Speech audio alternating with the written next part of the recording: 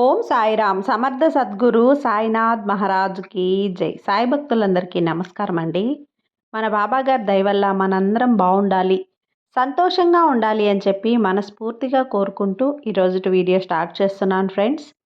ఇక ఈరోజు వీడియోలో మనం చూడబోయేది ఏంటి అంటే, చూడగానే ఓమును తాకు, ఓం తాకిన నీకు రేపటి రోజున ఒక అదృష్టాన్ని చేరవేస్తాను అని చెప్పి బాబా గారు మనకు ఒక మంచి సందేశాన్ని అయితే తీసుకొచ్చేసారండి.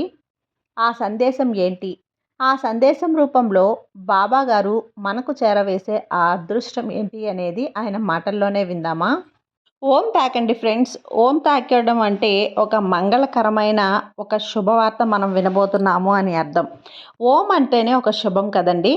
ఇక ఓం తాకిన తమ భక్తులకు బాబాగారు అందిస్తున్న సందేశం ఏంటి అంటే, తల్లి, ఈరోజు ఒక మంగళకరమైన వార్త వినబోతున్నావు. నువ్వు ఎదురు చూస్తున్నటువంటి ఒక మంగళకరమైన వార్తను నీ చెవికి చేరవేస్తానమ్మా.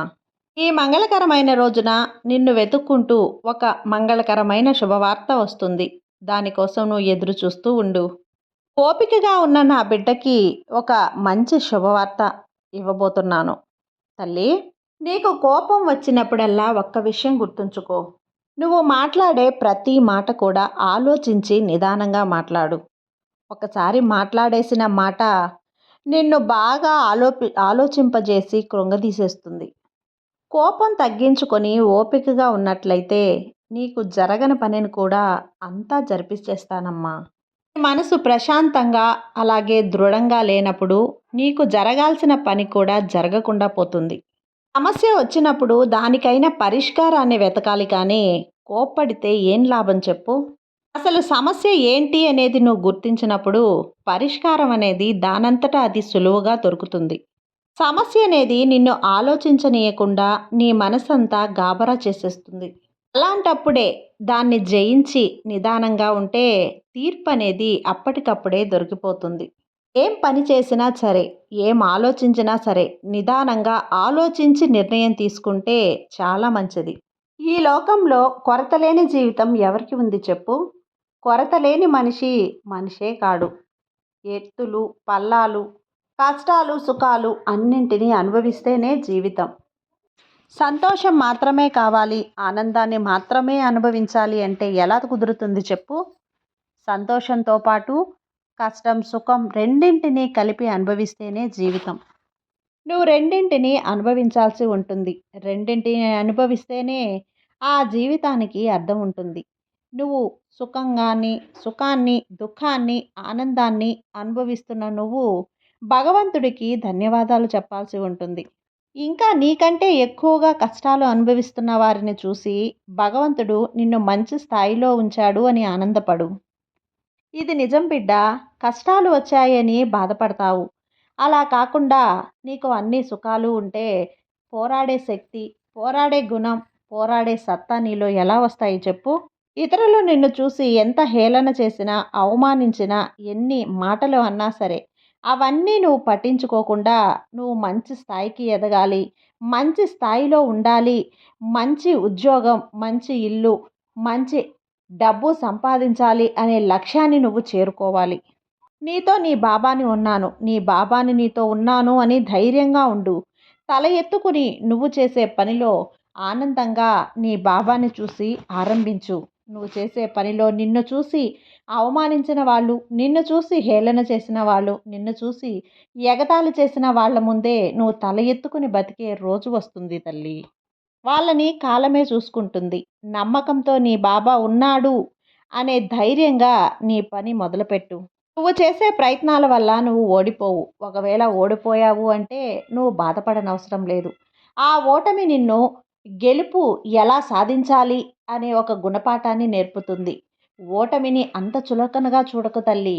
ఓటమిలోనే నీ ఎదుగుదల ప్రారంభమవుతుంది. నిన్ను చులకనగా చూసిన వాళ్ళ ముందు నువ్వు ఆందోళన పడకుండా ఉండు. నిన్ను అందనంత ఎత్తులో నేను ఉంచుతాను కదా. రెండు విషయాలు గుర్తుంచుకో తల్లి. నిన్ను విమర్శించిన దగ్గరే మౌనంగా ఉండు. నువ్వు ఓడిపోయిన దగ్గరే నీ గెలుపుని వెతుకు. కానీ నిన్ను ప్రేమించిన వాళ్ళ దగ్గర మాత్రం అభిమానంగా ఉండు. అందరినీ నీ వాళ్ళని చేస్తాను, అన్నింటినీ నీ వశం చేస్తాను.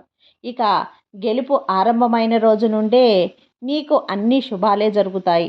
జీవితంలో కొందరికి అన్నీ ఉంటాయి. కానీ కొందరికి పిల్లలు ఉండరు. వాళ్ళు బాధపడుతూ ఉంటారు. కొంతమందికి సంపద ఉంటుంది. ఆరోగ్యాలు బావుండవు. కొంతమందికి అన్నీ ఉన్నా తినలేని పరిస్థితి ఉంటుంది. అలా కాకుండా నీకు అన్నింటినీ ఇచ్చాను కదా!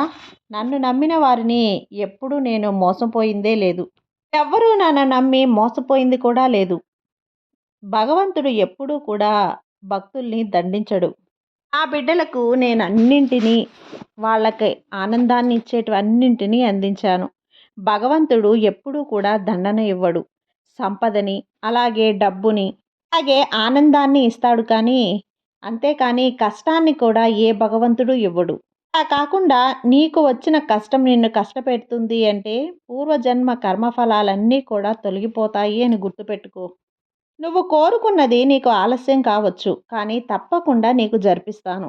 రోజు చెప్పేలాగే నీ కర్మఫలాలు తగ్గిన రోజున నీకన్నీ చేరుతాయి. నువ్వు కోరుకున్నవన్నీ నీ ముంగిట నిలుస్తాయి.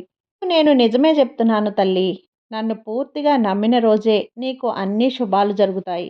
ఆ బిడ్డకు నేను సర్వస్వాన్ని ఇచ్చి ఆశీర్వదిస్తాను. నిజాయితీగా బతుకుతున్న నా బిడ్డవు తల్లి నువ్వు. ఈ లోకంలో నిజాయితీగా ఉంటే కష్టాలు వస్తూనే ఉంటాయి తల్లి. కాబట్టి నీ వైఖర్యాన్ని ఎప్పుడూ కూడా మార్చుకోవద్దు. ఈ దారిలోనే వెళ్తూ ఉండు. నీ లక్ష్యం వైపు మాత్రమే దృష్టి పెట్టు. తప్పకుండా నువ్వు అనుకున్నది సాధించి నీ లక్ష్యాన్ని చేరుతావు. నేను చెప్పింది నువ్వు పూర్తిగా విన్నావు కదా! సరి అయిన సమయంలో ఈ మాటలన్నీ నువ్వు విన్నావు కాబట్టే అదృష్టం ఈ మంగళకరమైన రోజున నీ ఇంటి తలుపు తట్టినట్టే బిడ్డా. నీ లక్ష్యాన్ని గురిపెట్టి నీ తలుపు తెరువు తల్లి. నీకు కావలసిన అన్ని సౌకర్యాలను అందిస్తాను. జీవితంలో రకరకాల అవకాశాలు నీకు వచ్చి నీకు మంచి జీవితం వచ్చేలా ఆశీర్వదిస్తాను. నువ్వు గెలుపు దారిలోనే ఉన్నావు తల్లి. జీవితంలో గెలుపు అనే ఒక దీపాన్ని నేను నీ జీవితంలో వెలిగిస్తాను కదా! ఇక అది ఆరకుండా చూసుకునే ప్రయత్నం నీదే.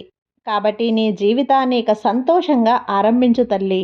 నీ జీవితంలో అంతా సంతోషంగా అన్నీ నీ చేతికి అందించి నీ జీవితం పాలు పొంగినట్లు పొంగుతుంది. ఎవ్వరిని చెడుగా మాట్లాడవద్దు. ఎవరిని ద్వేషించవద్దు. ఎవరితోనూ దురుసుగా ప్రవర్తించవద్దు. నీ బాబా నీకు సర్వస్వాన్ని అందించి నీకు జీవితంలో అన్ని శుభవార్తలు అందించేలా ఆశీర్వదిస్తాను. నమ్మకంతో ఉండు. అంతా మంచే జరుగుతుంది. కాబట్టి ఈ మంగళకరమైన రోజున నీవు చూడగానే ఈ ఓంకారాన్ని తాకిన నీకు ఇక నుంచి అన్ని అదృష్టాలే, అన్ని శుభవార్తలే వింటావు. బాబా మీద నమ్మకంతో ఉండు. అంతా మంచే జరుగుతుంది. నీ బాబా నీకు తోడు ఉండగా నీకు భయం ఎందుకు చెప్పు. సర్వే జన సుఖినో భవంతు. జై సాయిరాం.